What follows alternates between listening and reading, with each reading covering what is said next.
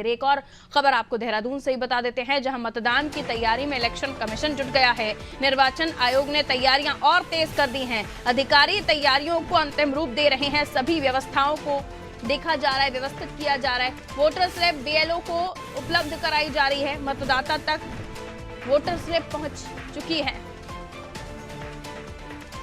तो अब जैसे जैसे तारीखें नजदीक आ रही हैं, वैसे वैसे उम्मीदवारों की धड़कनें और तेज हो रही हैं। और वहीं इलेक्शन कमीशन की अपनी तैयारियां, किसी तरह की कोई अव्यवस्था ना हो, जो पोलिंग बूथ है वहां पर पर्याप्त व्यवस्था हो, हर चीज की व्यवस्था हो, जिसको लेकर जो मतदाता हैं वो पोलिंग बूथ तक आकर्षित हो सके आने के लिए, वोट कास्ट करने के लिए, उसके मन को और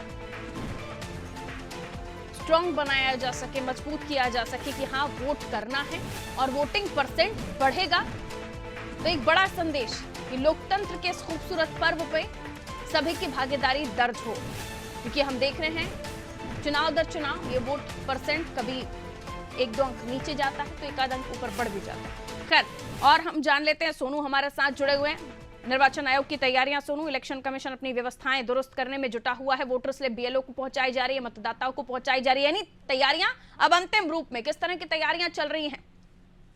देखिए, जो उत्तराखंड के मुख्य निर्वाचन अधिकारी हैं उनके नेतृत्व में एक और जहां नियमित रूप से बैठकों का सिलसिला जारी है और तमाम व्यवस्थाओं का अपडेट लिया जा रहा है। जो भी सभी जनपदों के जो जिला निर्वाचन अधिकारी हैं, जिलाधिकारी हैं, उनसे अपडेट लिया जा रहा है।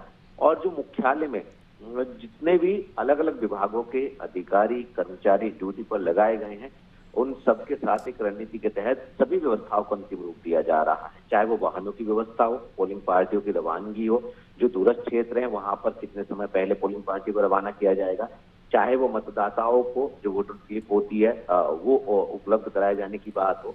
तकरीबन 83,35,000 में से 60,20,000 तक जो है वोटर स्लिप वो निर्वाचन मशीनरी जो है वो मतदाताओं तक बीएलओ के माध्यम से पहुंचा चुकी है और आगे इस प्रक्रिया को बढ़ाया जा रहा है। इसके साथ साथ सुरक्षात्मक इंतजाम भी किए जा रहे हैं। पुलिस के सहयोग से जो संवेदनशील अति संवेदनशील मतदान केंद्र है वहां पर पैरामिलिट्री फोर्स के साथ साथ अतिरिक्त पुलिस बल भी रहेगा। इसके साथ साथ किसी भी तरह की कहीं पर भी कोई भी अड़चन मतदान के दौरान आए या कोई मशीन खराब होती है तो इसके लिए कुछ ऐसे मतदान केंद्र हैं जिनकी कनेक्टिविटी मुख्यालय से की जा रही है, यानी निर्वाचन के जो सीनियर अधिकारी हैं वो लगातार मॉनिटरिंग कर सकेंगे और कहीं पर भी कोई भी परेशानी उत्पन्न होने पर उसका समाधान कर सकेंगे। इसके साथ साथ स्वास्थ्य के लिहाज से जो कर्मचारी ड्यूटी पर तैनात रहेंगे, हेली एम्बुलेंस की भी व्यवस्था की जा रही है ताकि आपातकालीन जैसे कहीं भी किसी भी क्षेत्र से कोई सूचना मिलने पर तत्काल एयरलिफ्ट कराया जा सके। इसके अलावा जो अन्य व्यवस्थाएं हैं मतदान केंद्रों की, उनको भी अंतिम रूप दिया जा रहा है। जिन क्षेत्रों में मतदान केंद्र बनाए गए हैं वहां पर पानी की, बिजली की और अन्य जो सुविधाएं हैं, और ये भी फोकस किया जा रहा है पारुल की जो निर्वाचन के अधिकारी हैं, कर्मचारी हैं कि उम्र दराज मतदाताओं के मत प्रतिशत को कैसे बढ़ाया जाए। जो पोस्टल बैलेट की व्यवस्था है उसको 100% कैसे अमली जामा पहनाया जाए और जो इसके अलावा जो युवा हैं, जो ज्यादा से ज्यादा युवा हैं वो मतदान कैसे करें। जो लक्ष्य निर्वाचन आयोग ने रखा है 75% मतदान कराने का, देखना होगा इन तमाम कवायदों के बाद जो है जो निर्वाचन आयोग है राज्य का, केंद्र का, आखिर इनको कितनी सफलता इस पूरे के पूरे लक्ष्य को पूरा करने में मिल पाएगी। बिल्कुल, ऐसे में तैयारियां भी जोरों पर चल रही हैं और किसी तरह की कोई कमी पेशी ना छूट जाए और कोशिश यही कि व्यवस्थाएं भी पोलिंग बूथ पर हों और एम्बुलेंस वगैरह भी तैयार हैं। आपने कहा तमाम व्यवस्थाएं की जा रही हैं। मैं लौटूंगी सोनू, तो ये निर्वाचन आयोग की जो तैयारियां हैं इलेक्शन को लेकर, देखिए